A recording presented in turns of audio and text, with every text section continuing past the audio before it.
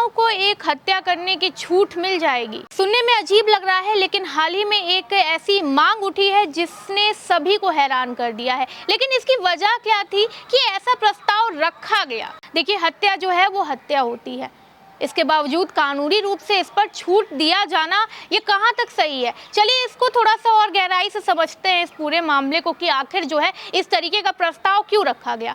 दरअसल भारत में महिलाओं के खिलाफ बढ़ते अपराधों को देखते हुए राष्ट्रवादी कांग्रेस पार्टी शरद पवार गुट की महिला शाखा ने राष्ट्रपति द्रौपदी मुर्मू को एक पत्र लिखकर ये मांग की है कि महिलाओं को आत्मरक्षा के लिए एक हत्या करने की कानूनी छूट दी जाए। हाँ, सही सुना आपने। अब ये जो है वो बहुत ही गंभीर और सेंसिटिव मुद्दा बन गया और इसे बड़े स्तर पर भेजा गया एक पत्र में, वो भी देश की राष्ट्रपति को। तो इसकी कोई ना कोई वजह तो होगी ही, इसके अंदर कोई ना कोई तर्क जरूर होगा। एनसीपी महिला विंग की अध्यक्ष रोहिणी खडसे द्वारा लिखे गए इस लेटर में ये तर्क दिया गया है कि समाज में महिलाओं की सुरक्षा की स्थिति इतनी खराब हो चुकी है कि वो खुद को कहीं पर भी सुरक्षित महसूस नहीं करती हैं, जो कि कई मामलों में काफ़ी हद तक सही है। उन्होंने हाल ही में मुंबई में 12 साल की बच्ची के साथ हुए सामूहिक दुष्कर्म की घटना का हवाला देते हुए कहा कि बलात्कार और महिलाओं के खिलाफ जो अपराध हो रहे हैं उनकी संख्या बाकी अपराधों से लगातार बढ़ रही है, लेकिन कानूनी प्रतिक्रिया इतनी सुस्त है कि अपराधियों को सजा मिलने में सालों लग जाते हैं, या तो पूरी की पूरी तरह से उनकी जिंदगी निकल जाती है, वो बच निकलते हैं। उदाहरण के तौर पर हम देखते हैं कि जबलपुर में पाटन इलाके में विवेक ने एक ही लड़की से पहली बार 2019 में, और वो भी खुद की बात में उसकी बात बता रही है, उसने 2019 में और फिर जून 2022 में गैंगरेप किया। गिरफ्तार भी हुआ वो, लेकिन जमानत मिल गई और अब फरार भी है। इसी तरह भोपाल के शाहपुरा में 21 जुलाई 2020 को आरोपी विकास ने एक 23 साल की लड़की से दुष्कर्म किया, जेल गया। जमानत पर छूटते ही 29 जुलाई को 2021 को उसने फिर से उसी युवती से दुष्कर्म किया और अभी वो फरार है। सोचिए कि एक अपराधी की मानसिकता, जेल जाने के बाद भी उसे जो है वो कोई पछतावा नहीं है कि उसने किया क्या है, जेल से रिहा होने के बाद भी वही दुष्कर्म। तो क्या यह हमारे कानून व्यवस्था की नाकामी को दर्शाता है, या अपराधियों के मन में इस तरीके का डर है ही नहीं कि अगर वो ऐसी चीज़ें करते हैं, ऐसी निकृष्ट चीज़ें करते हैं तो बाद में उनके साथ क्या हो सकता है? शायद वो भी जानते हैं कि कानूनी प्रक्रिया में बहुत ही लंबा प्रोसेस चलता है और बहुत ही लंबे तरीके से कार्रवाई होती है, सालों लग जाते हैं। ये डर इसीलिए उनके अंदर जो है वो खत्म हो गया है। सागर के जयश्री नगर के घोघरी गांव में सितंबर 2021 में रोहिणी खडसे ने कहा था कि महिलाओं के पास कोई सख्त उपाय है ही नहीं जिससे वो अपनी सुरक्षा सुनिश्चित कर सके, श्योर कर सके कि वो सुरक्षित है। और कानून व्यवस्था की लगातार हो रही विफलता के कारण अपराधियों के जो हौसले हैं वो बुलंद हो रहे हैं। रोहिणी खडसे ने अपने पत्र में लिखा है कि भारत दुनिया के सबसे असुरक्षित देशों में से एक बन चुका है जहां महिलाओं के खिलाफ अपराध तेजी से बढ़ रहे हैं। उन्होंने एक अंतर्राष्ट्रीय रिपोर्ट का हवाला देते हुए कहा है कि भारत में महिलाएं जो हैं वो किसी भी बाकी देश की तुलना में ज़्यादा खतरे में हैं, क्योंकि यहाँ बलात्कार, घरेलू हिंसा, दहेज हत्या, एसिड अटैक, अपहरण और छेड़छाड़ जैसी घटनाएं तो रोजाना हो रही हैं।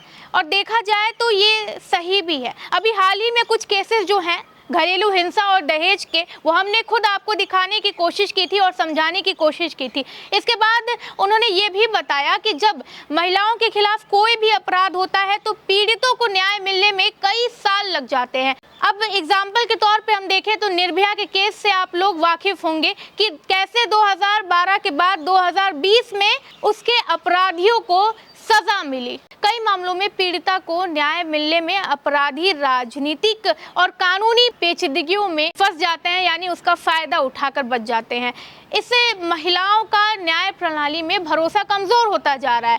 खडसे ने कहा कि कई बार महिलाएं अपने उत्पीड़कों के खिलाफ आवाज उठाने से भी डरती हैं, क्योंकि उन्हें पुलिस और न्याय व्यवस्था से कुछ ज्यादा समर्थन नहीं मिलता है। उन्होंने ये भी कहा कि अपराधियों को अक्सर राजनीतिक संरक्षण मिलता है, यानी राजनीति के छांव में वो बैठे रहते हैं, जिससे वो बिना किसी डर के अपराध करते रहते हैं। खड़से ने महाराष्ट्र में हाल ही में हुई कुछ घटनाओं के बारे में जिक्र किया, जिनमें महिलाओं के साथ छेड़छाड़, दुष्कर्म और बाकी अपराधों में तेजी देखी गई है। उन्होंने कहा कि हाल ही में मुंबई में 12 साल की बच्ची के साथ हुए गैंगरेप की घटना ने पूरे देश को झकझोर कर रख दिया है, लेकिन इसके बावजूद अपराधियों पर तुरंत कोई कड़ी कार्रवाई नहीं हुई। उन्होंने आरोप लगाया कि पुलिस और प्रशासन अपराधियों को सख्त सजा देने में असफल हो रहे हैं और इसकी वजह से बलात्कारियों और महिलाओं के उत्पीड़कों के हौसले बुलंद हो रहे हैं। उन्होंने कहा कि सरकार केवल कानून व्यवस्था सुधारने के दावे करती है, लेकिन जमीनी हकीकत ये है कि महिलाएं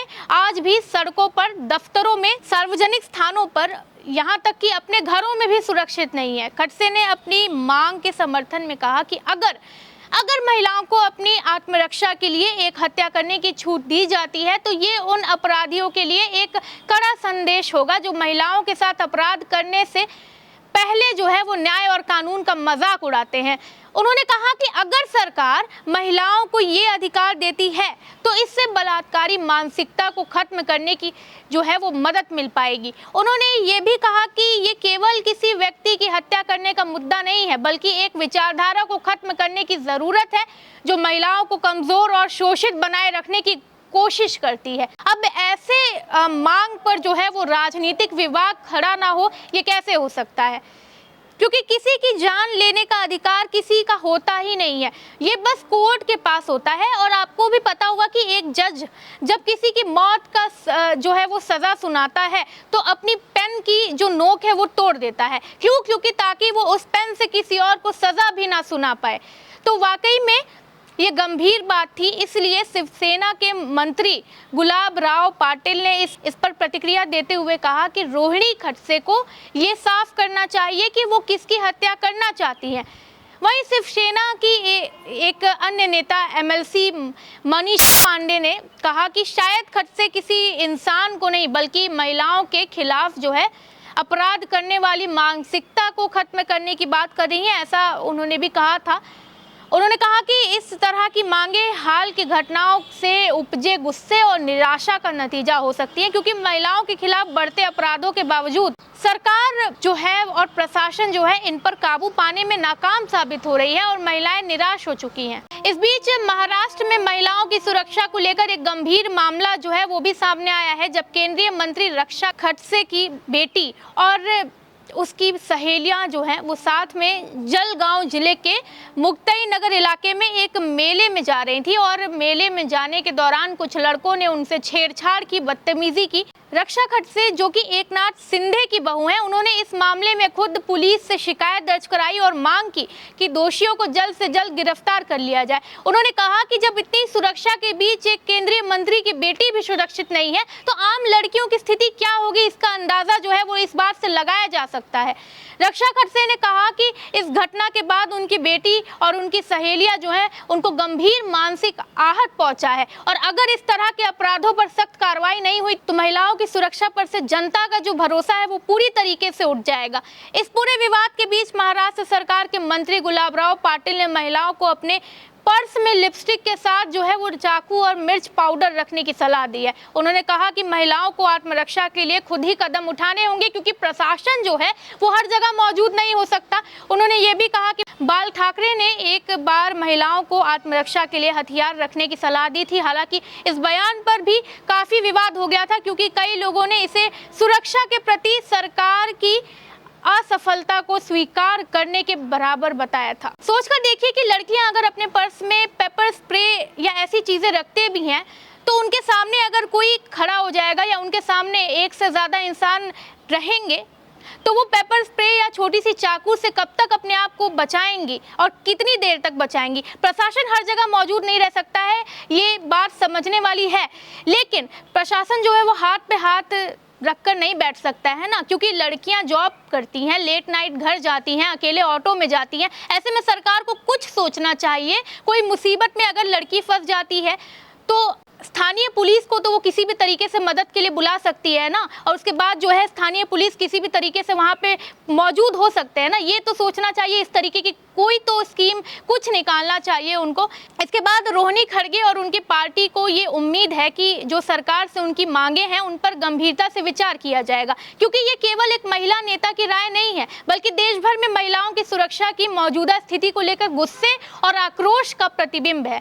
हालांकि कानूनी विशेषज्ञों का मानना है कि ये मांग जो है वो व्यवहारिक रूप से लागू करना संभव नहीं है, क्योंकि ये मौजूदा न्याय प्रणाली और कानून सिद्धांतों के खिलाफ है। लेकिन एक बात जो है वो साफ है कि यहाँ मुद्दा महिलाओं की सुरक्षा और न्याय प्रणाली की खामियों को बेहतर तरीके से उजागर करता है। खैर, अब देखना ये होगा कि सरकार इस पर क्या रुख अपनाती है और क्या इस मांग को गंभीरता से लिया जाएगा या फिर ये केवल एक राजनीतिक बयान बनकर रह जाएगा। महिलाओं की सुरक्षा और कानून व्यवस्था को लेकर उठे इस विवाद के बीच जनता और खासकर महिलाओं को सरकार की अगली कार्रवाई का इंतजार रहेगा। आप इस बारे में क्या सोचते हैं? क्या उनकी जो मांगे थी वो आपके हिसाब से सही है? क्या किसी इंसान को, या अगर इस तरीके की चीज़ें हों, अगर कोई दुष्कर्म करता है तो उस इंसान को क्या महिलाओं के पास अधिकार होना चाहिए खुद जान से मारने का, या ये गलत है और इसे न्यायिक प्रक्रिया के बीच जो रहना चाहिए? आप इस बारे में क्या सोचते हैं? अपनी प्रतिक्रिया जो है वो कमेंट सेक्शन में ज़रूर दें। वीडियो को सब्सक्राइब करें। मैं हूँ कृति, धन्यवाद।